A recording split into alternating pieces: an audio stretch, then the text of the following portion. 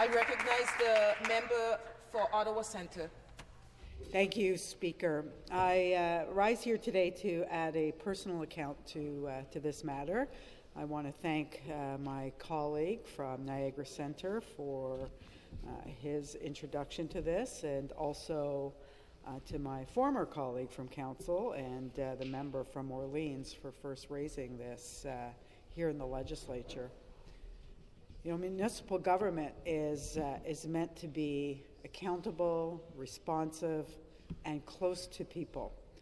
But during my time on Ottawa City Council, I unfortunately saw firsthand how broken our accountability system truly is. Municipal government is where the level where we're closest to people. It is where we listen, it's where we respond, and it's where we are most directly accountable to the communities that we serve.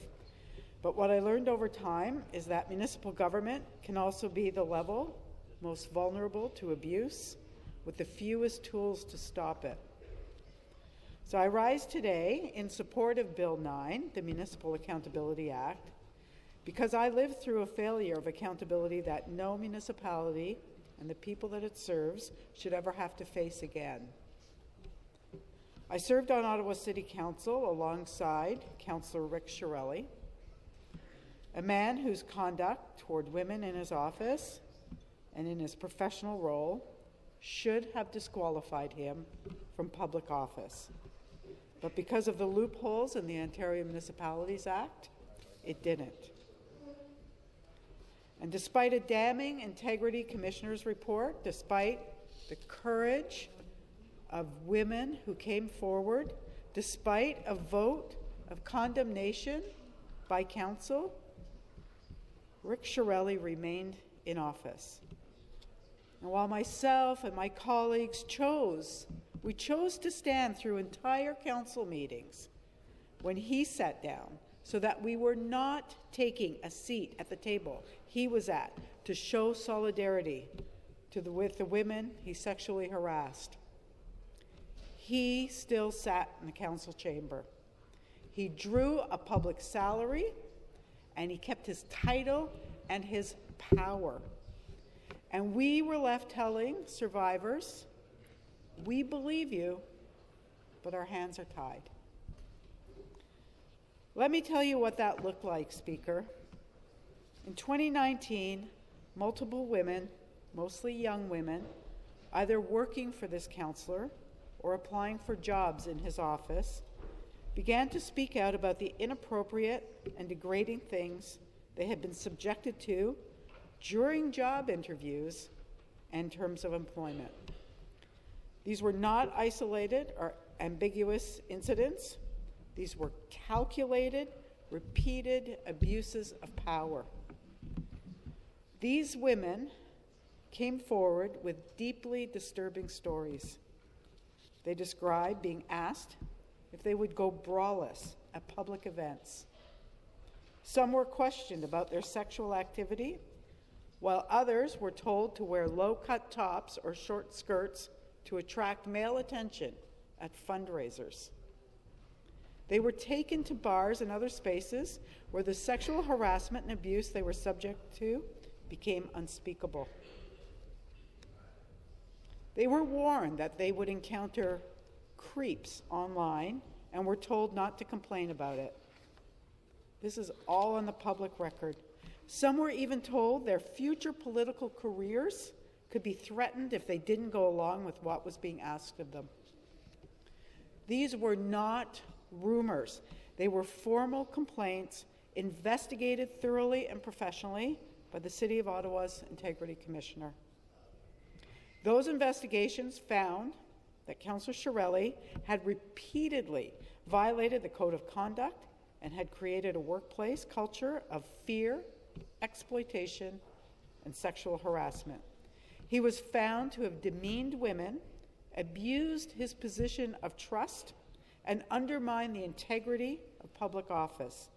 And yet, after all of that, the harshest consequences available to Council was a 90-day pay suspension. We applied it again and again. the maximum penalty the law would allow, but it did not matter. He came back, he voted, he remained a councillor until the end of his term. And Speaker, I want to be very clear. The only reason Councillor Chiarelli eventually left office was because he chose not to run again. Not because of what he did, not because of the harm he caused, but because he decided it was time. That is the loophole that Bill 9 must finally close. While we require a clear, high-threshold process to remove municipal councillors from office in cases of serious misconduct, Bill 9's requirement for unanimous support from other elected officials creates a scenario where this very matter could go unpunished again, where we once again tell women that we are sorry, but if an integrity commissioner finds that a councillor has engaged in behavior that harms the health, safety, or well-being of others, and that a pay suspension is not enough, and this is confirmed by a judge, they should be able to recommend removal. This isn't about punishing unpopular views. It is not about policy disagreements. It is about real intended harm. It is about restoring public trust in our local governments. And it's about making sure that survivors are no longer asked to carry the burden of coming forward only to be told that there's nothing we can do. And it cannot be politicized. Speaker, the personal cost of inaction is something that I saw and felt during my time on council. I knew at least 2 of the women who came forward, and to this day I feel a deep shame for not being able to act in a more deliberate way that removed their abuser and allowed them to heal. We heard stories of these women who came forward, not just of what happened in the councillor's office, but what happened afterward. They were harassed online. They were accused of lying. They were re-traumatized again and again because every time he walked into that council chamber, every time he voted, it sent a message that we do not believe you enough to act. Some of these women were barely in their 20s. Some wanted to work in politics or run for office themselves. And they were told through our silence, through our legal inaction, that this was the price of entry. Speaker, it's just not acceptable. Not in politics, not in government, not anywhere. Rick Chiarelli's case was shocking, but it was not unique. Across Ontario, there are growing calls for better tools to address harassment and abuse in local government because we know that these dynamics exist in many councils, and they often go unreported or unresolved. What makes the Chiarelli case different is that it was so public, so well documented, and yet the system still failed. And it showed every other councillor in Ontario, every aspiring young leader, every city staff member, that the rules protect the abuser and not the people who are harmed. This bill must demand no more. We owe it to the women who came forward in Ottawa and to all of those who have not been able to use their voice. Not just to hear them, but to act. We owe it to every municipal staff member and constituent in this province to ensure their elected officials are held to the highest standard. And we owe it to the future of local government to set clear boundaries around acceptable conduct and clear consequences when those boundaries are violated. Speaker, none of us want to sit through another term of government watching someone continue to wield public power while we all stand by, legally powerless to remove them. I do not want another young woman to ask, why did he get to stay? And have to answer because we didn't have a law. So today, we have a chance to pass this law. Councillor Shirelli should have been removed from office. That is not a controversial opinion. It is a fact that is rooted in evidence, in law, and in basic decency. What was controversial, what was appalling, was that there was no mechanism to remove him. And that is why this bill, Bill 9, is so critically important. But we must get it right so that it gives us a tool that we should have had years ago.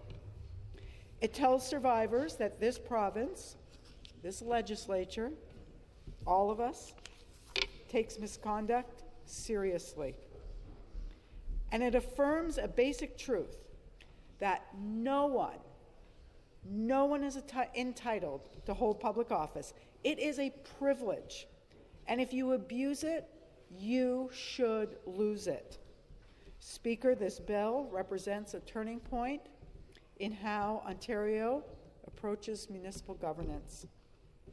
By providing a transparent, rigorous process that balances due process with accountability, it can restore faith in public institutions. It can send a clear message to anyone who holds office. Your behavior will be scrutinized, your conduct will be judged, and you will be held responsible.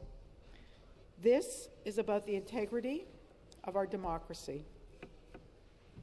It is about the respect we owe to every person who walks into a city hall expecting to be treated fairly and safely.